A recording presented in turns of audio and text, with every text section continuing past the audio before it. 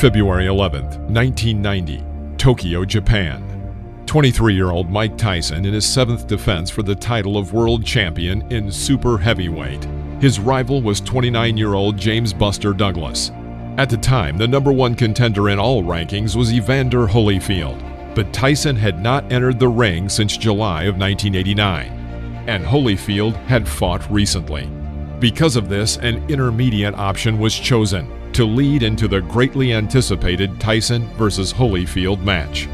In 1987, Douglas had lost to Tony Tucker early in the fight for the vacant IBF title, but after that he won several victories, including defeats over Trevor Burbeck and Oliver McCall. But against such a destructive machine as Mike Tyson, Douglas was ranked with a ratio of 42-1. Also, 23 days before the fight, he endured the loss of his mother. He didn't refuse to fight, moreover, according to him, as this sad event gave him decisiveness. As for Tyson, there was chaos in his life before the fight. His divorce from Robin Givens and an internal conflict within his boxing team between Don King and Tyson's manager. What's more, part of Tyson's preparation for the Douglas fight didn't take place in the training room, but instead took place in bars and clubs. Despite the negativity, Tyson's aura overshadowed his personal troubles, and predictions about the fight still centered around when Tyson would knock out Douglas. Shake hands and good luck, both. Everybody out. Buster. Tyson got close. Douglas was waiting with uppercuts and hooks. Tyson was his own worst enemy. Absorb that kind of a force. By punch stat computations in the first two rounds. In round 3, Tyson seemed to gain some momentum, and it appeared he was going to turn the fight around. Because that jeopardizes you, puts you in a lot of trouble. Douglas accurate with the jab. Let's back up. What's Douglas doing? He's not allowing Mike, again, the yell from Tyson's corner, Good solid left jab by Douglas. Tyson grazed him with the right. Round 4 started uneventfully, but the pace picked up as Douglas presented his best. You must change. As you did. Yes. Good enough hook by Douglas Douglas. again with a left and a right, and now Tyson lands a right hand and backs Buster up, but here he comes. Mike throws his punch. Mike is dropping his hands. Probably the most intense viewer of this fight was Evander Holyfield, who was guaranteed $12 million for a fight with Tyson after 4 months, but on the condition that Mike won against Douglas. However, Holyfield's hope of a fight with Tyson was becoming smashed. In round 5, Douglas beat Tyson heartily, and as a result, Tyson suffered a cut above his left eye. Tyson's coaches, Aaron Snowell and Jay Bright, used ice to control the swelling. It's the best opponents. This is even better news than that from his point of view. And he is swelled up. If anything, his dominance is increasing. Again, the lead-off rights. I'm very surprised they're landing like they are. As Douglas stay there, he's going to play right into Mike Tyson's hands. But the thing about it is, Jim and Ray... Douglas felt at ease against Tyson's actions, since Tyson acted with single blows and not with 2 or 3 shot combinations that were followed by a clinch. Tyson's action defied logical explanation, possibly blamed on poor physical preparation.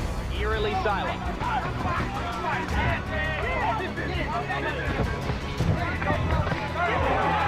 Douglas with another right hand. Douglas partially connected. Left jab right on Tyson's face. This is the first speech at a time when Liston was regarded as invincible. You have to go back that far to find something this shocking in a heavyweight title fight. No combination by Mike Tyson. In round 8, Tyson did not pick up much activity or speed, but carried out some good explosive attacks. There was hope that Mike might be able to save his titles by using these explosive attacks. Well, he's asking some questions of Tyson that Tyson hasn't been asked before. In the second half of the fight, hitting on the break, Moran didn't say a word to him about it. Well, there's just no question which is the more confident fighter now. You see how easily Douglas is dominating the action inside. And Tyson is holding on. Then, when Douglas gets too close, Tyson inflicts a right uppercut on the attack, knocking Douglas down. Against the rope, I've never seen. And there's a right hand uppercut, and down goes Douglas. And suddenly is that. The referee controversially counts very slowly, and by all accounts, it took 13 seconds between the moment when Douglas fell to the floor and the moment he got up. Some believe that Douglas was using the maximum amount of time he could to wait out the end of the round before rising. Judging by his first movements, he could have risen earlier. This all happened in the last seconds of the round, and Tyson simply did not have enough time to do something. But still, the referee's slow countdown made this episode one of the most famous of all the controversial episodes in boxing history. Trying to bait him to come in and to relax, because that was the effect of it. Came off the ropes with that terrific right uppercut.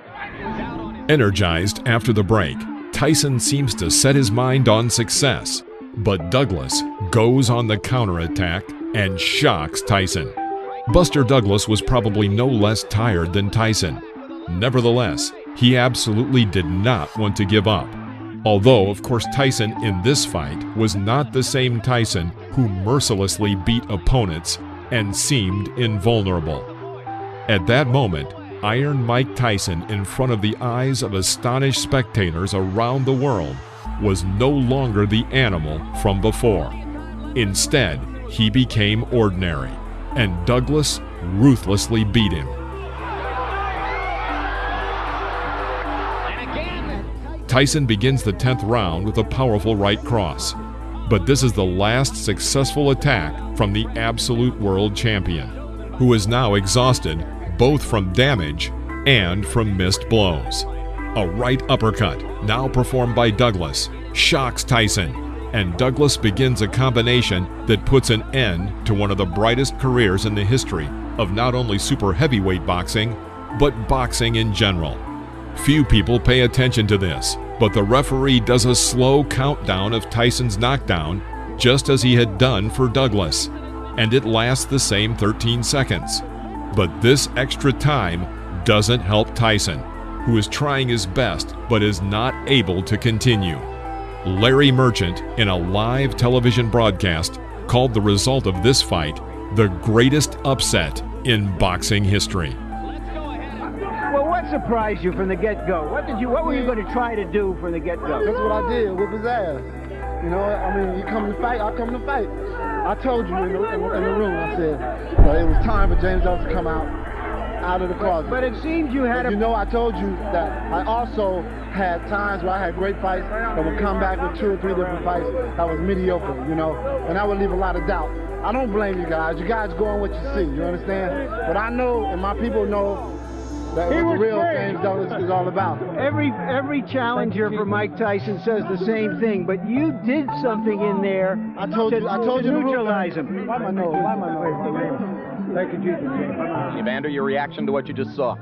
Well, it was a great fight on Douglas' part. He went out and fought his fight and fought a very smart fight, and he proved that he wanted to be the champion. And badly cut under the left eye.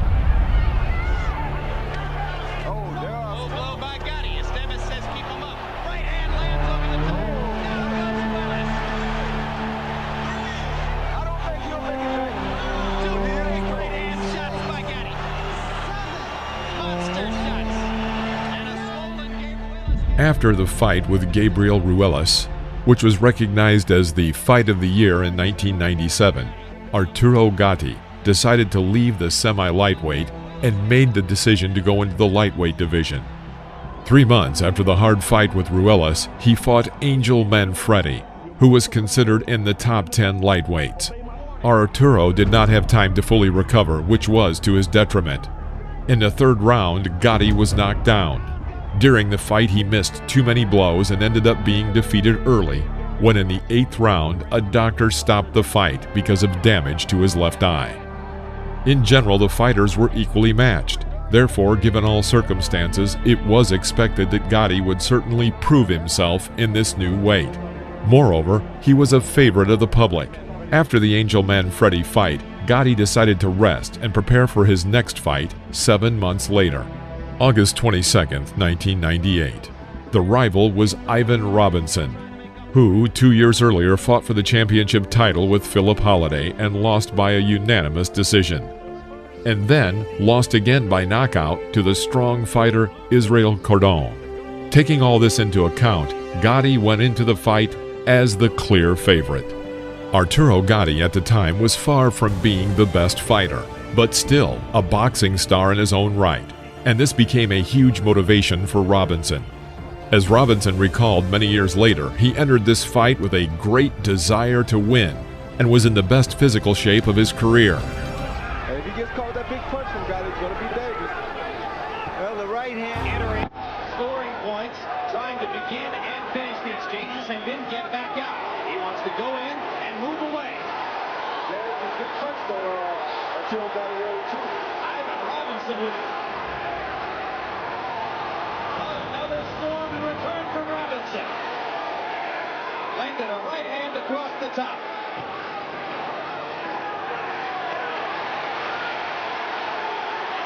Oh, hard left hook by Gatti. Robinson taking these punches pretty good right there. This round reminds me a little bit of the 10th round of Bo Holyfield. The first round was under control of Robinson. Gatti pressed ahead, but could not find a weakness. Robinson used his maneuverability and excellent jab to defend against Arturo's attacks, and quickly moved out of the danger zone.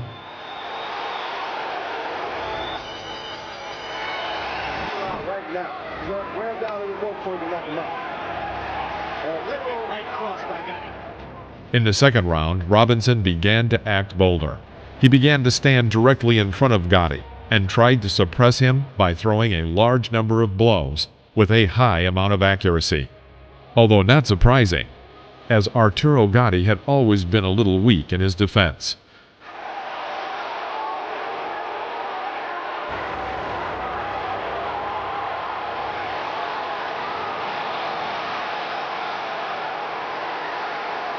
Robinson giving as good as he's getting, and sometimes better.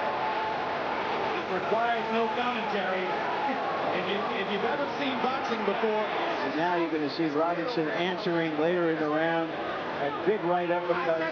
Looked about the hardest punch in the fight so far. In the third round, the fight became noticeably tougher, but in general the picture didn't change much. Gatti was eager to land decisive blows, but this only led into desperate mistakes that Robinson took advantage of. As a result, Ivan Robinson, who was considered an obvious outsider before the fight, quite competently won the first 3 rounds, while Gatti displayed some of the worst boxing of his career. Gatti had one serious flaw, which manifested itself in this fight. After his unsuccessful attempts to attack Robinson, Gatti sometimes seemed to freeze and did not know what to do next, while enduring a hail of oncoming punches. Robinson just targeting Gatti. But sometimes boxing favors luck. In round 4, when the situation became critical, Gatti struck Robinson in the back of the head and knocked him down. The blow was not hard, but it was enough for Ivan so that he lost his balance. Gatti tried to build on this success, but his excessive desire probably led to further mistakes. Nonetheless, it seemed that Arturo had returned to the game. This knockdown frustrated the whole work that Robinson did and cost him as much as 3 points, since he would have won the 4th round if it weren't for the knockdown, and would have put him in the lead with the advantage of 4 points. Now, the difference was only 1 point, but Robinson had no time to pause as he repeated his successful strategy from earlier, which was to force his opponent to miss and punish him for those misses. The American won the next round, and he also opened a cut under Gatti's eye and caused swelling above it.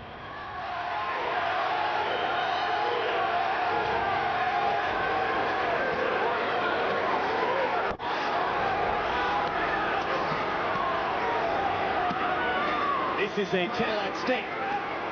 So as we reach the end of round 5, we are coming to the halfway point in the bout. That makes the knockdown for Gatti in the last round. Oh, good right hand by Gatti, good left hand by Robinson. Both men still landing with great frequency. Oh, good right hand on Rob to land a big shot on him. That's what he needs before with his head. In the first 2 minutes of the 6th round, Gotti literally chased his opponent around the ring. However, when Arturo overtook him, he would run into a series of tough attacks. Still, these difficult efforts from Gotti seemed to bear fruit. His straightforward attacks eventually shocked Robinson, who fortunately had only 25 seconds left in the round. He held out, but because of Arturo's attacks, he lost the 6th round in points. You can't represent that thing either, though, Jim.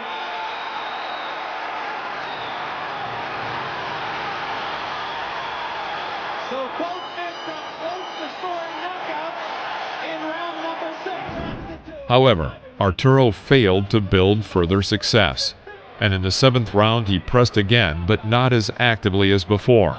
Because of this, Robinson managed to keep his opponent out of his way.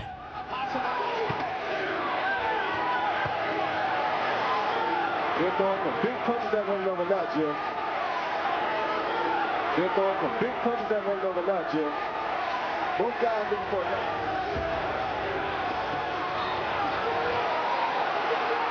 Blood flowing from the gun. In round 8, Robinson may have decided to take a break, and Gotti took advantage of this by winning the round. Well, you don't want to get ahead of yourself, but if you're Ivan Robinson, in the back of your mind, you got to be thinking 7 more minutes and I've won this fight. Gotti liked that round. Every time he's landed some good The punches. last couple of rounds, but it's late in a fight in which he is likely trailing on the score. Gotti started the next round well, but then missed an incoming blow that definitely shocked him. Arturo recovered and even went on the counterattack, but in the end he lost this very important round. Huge ninth round for Ivan Robinson, trying to finish Arturo Gotti off. Gotti wobbling, seemingly almost out on his feet. Watch him erupt with a big left hook here any minute. He's a man now as we come down the stretch of the night. Early in the round, Gotti getting wobbled by some of Robinson's stiff, straight punches. Right there. Against good friend Ivan Robinson. At the time of the final round, Gotti was down in points, so much so that he could only win the fight by knockout or by a series of knockdowns. But boxers do not know the score during the fight, and so both of them wanted to pick up the win for this final round. At first, Robinson looked a little better, but during one of his attacks he got a little carried away, and Gotti caught him with a precise blow. Gotti again, 44 seconds to go. This would be the miracle of all miracles if he's able to pull it off. Robinson trying to hold. Gotti looking for one. However,